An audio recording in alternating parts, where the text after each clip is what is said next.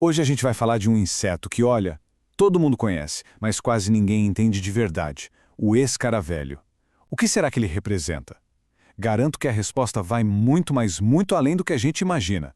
Nós estamos prestes a mergulhar num universo que conecta vida, luz, morte e uma transformação profunda. Vamos lá?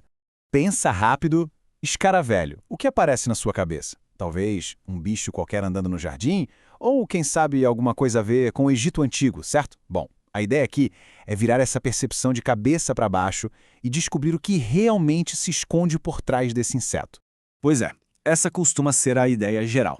Um inseto escuro, meio esquisito, talvez um pouco intimidador, mas, no fundo, bem simples. Só que a verdade é que a gente está olhando só a pontinha do iceberg. A realidade por trás dele é incrivelmente mais rica e cheia de nuances. Para começar, não existe o escaravelho. Na verdade, a gente está falando de cerca de 35 mil espécies diferentes. É uma família gigantesca com uma variedade que a gente nem sonha. E essa variedade toda não é só na quantidade, não. Existem escaravelhos que são minúsculos, quase invisíveis a olho nu, e outros que são verdadeiros gigantes, como o besouro Hércules, que chega a impressionantes 18 centímetros. Com isso, aquela imagem de um inseto sem graça já começa a mudar, né? E é aqui que a gente chega no ponto central do simbolismo dele. Basicamente, os escaravelhos se dividem em dois grandes grupos que representam, olha que forte, os extremos da nossa própria existência, a vida e a morte. E o que define essa divisão toda é uma coisa até que bem simples: a dieta. De um lado, a gente tem os besouros que se alimentam de flores, de néctar e que são superativos durante o dia. Do outro lado, estão aqueles que lidam com esterco, com matéria em decomposição e que agem mais à noite. Essa diferença, que parece pequena, é a origem de todo o poder simbólico deles. Primeiro vamos dar uma olhada nos besouros joia.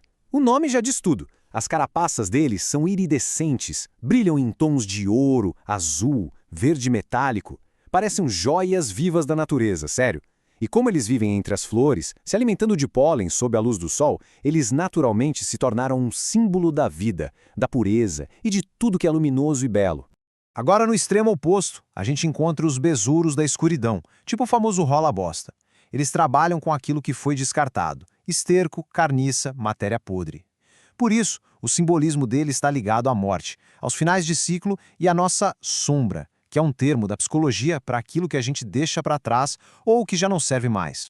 Mas é justamente nesse besouro da escuridão que a gente encontra uma das habilidades mais fascinantes.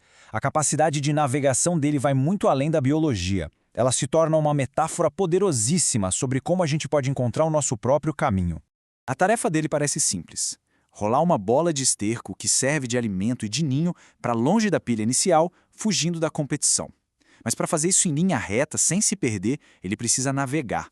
E ele usa o Sol, a Lua e até a Via Láctea como se fossem uma bússola. É incrível. E como ele faz isso? Através de uma habilidade que é quase um superpoder. Ele consegue ver a luz polarizada. Sabe aquele reflexo do Sol numa estrada molhada que ofusca a nossa visão? Pois é, para ele esse mesmo tipo de luz funciona como um mapa celestial, um caminho de luz supervisível, mas que é totalmente invisível para nós. A força dessa imagem é muito poderosa.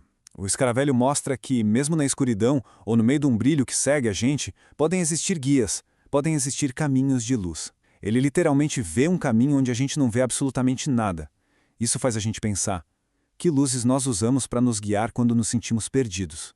E toda essa dualidade, essa capacidade incrível de navegação, nos leva ao simbolismo mais profundo do escaravelho. Ele como um mestre da transformação. Um verdadeiro alquimista da natureza. E aqui está a essência da alquimia dele. O escaravelho pega algo que está morto, que foi descartado, o esterco, e o transforma em alimento, em abrigo, no berço para uma nova vida. Essa é a grande lição: usar o fim de um ciclo para nutrir o começo de outro. E essa é uma metáfora poderosíssima para a nossa própria alquimia interna. É só pensar nas experiências difíceis, nos relacionamentos que acabaram, nos desafios que a gente já enfrentou. A lição do escaravelho é não só jogar isso fora, mas metabolizar. É sobre transformar o que parece ser um fim doloroso em força, em sabedoria, em combustível para o futuro. E em nenhum lugar do mundo esse simbolismo foi mais compreendido e reverenciado do que no Egito Antigo. Lá, o escaravelho não era só um inseto, ele era uma figura divina.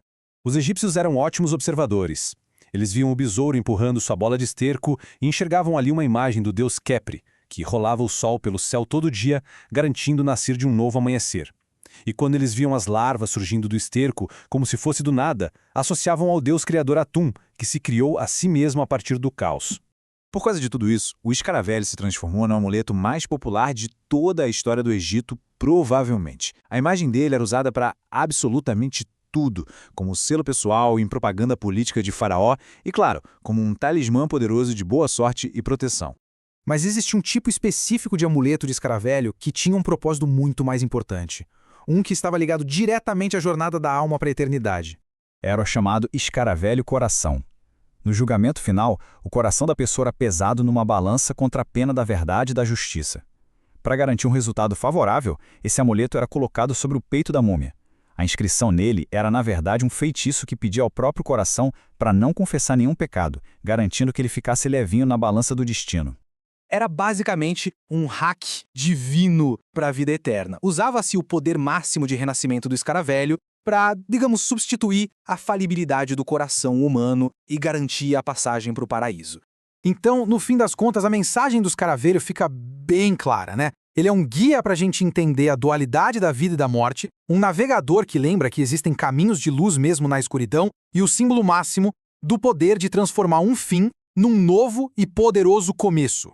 E essa lição toda nos convida a olhar para dentro.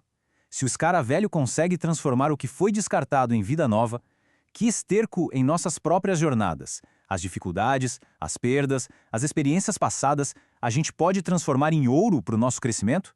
Fica aí a reflexão.